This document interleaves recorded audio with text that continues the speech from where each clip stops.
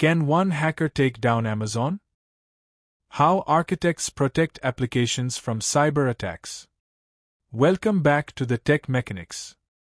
Imagine your shopping application is live and suddenly millions of fake requests start hitting your servers. Or a hacker tries to steal customer information through a malicious web request. How do companies like Amazon, Netflix, and banks protect themselves from these attacks? This is where firewalls, WAFs, and DDoS protection come into play. Today we'll learn the difference between all three and understand how architects use them together. Think of your application as a house. You don't rely on just one lock. You have a gate, a front door, security cameras, and alarms. Modern applications work the same way. Architects use multiple security layers because different threats require different protections. A firewall is the first security layer. It controls which network traffic is allowed to enter or leave a system. Think of it as a security guard checking who is allowed into a building. For example, a firewall may allow HTTPS traffic on port 443 but block other unnecessary ports. Firewalls focus on network-level protection. Firewalls protect against unauthorized network access. They help block unwanted connections, restrict traffic, and reduce the attack surface of applications. However, a firewall doesn't understand application logic. It knows traffic is arriving but not whether the request contains malicious code. A WAF, or Web Application Firewall, sits closer to the application and understands web traffic. Unlike a traditional firewall, a WAF can inspect HTTP and HTTPS requests. It analyzes URLs, headers, form inputs, and request content to identify suspicious activity.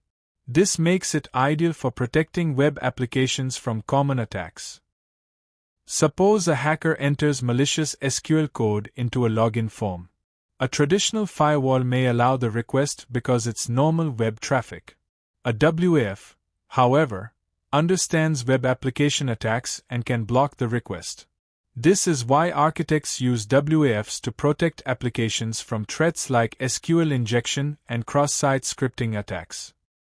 A DDoS attack, or distributed denial of service attack, occurs when attackers flood an application with enormous amounts of traffic.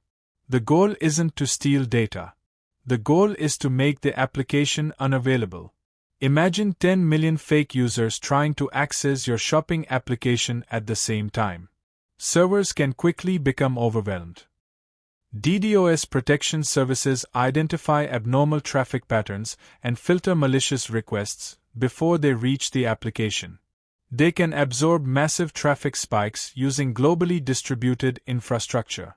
Services like AWS Shield, Azure DDoS Protection, and Cloudflare help organizations stay online even during large-scale attacks. Let's revisit our shopping application. DDoS protection filters massive traffic floods.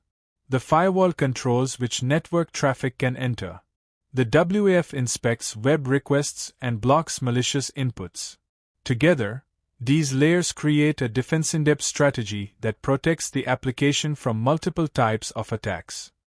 Let's summarize. Firewalls protect networks. WAFs protect web applications. DDoS protection keeps systems available during traffic floods. Architects don't choose one instead of the others.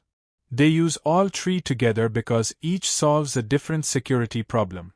In our next video, we'll learn authentication versus authorization and discover how systems verify who users are and what they're allowed to do.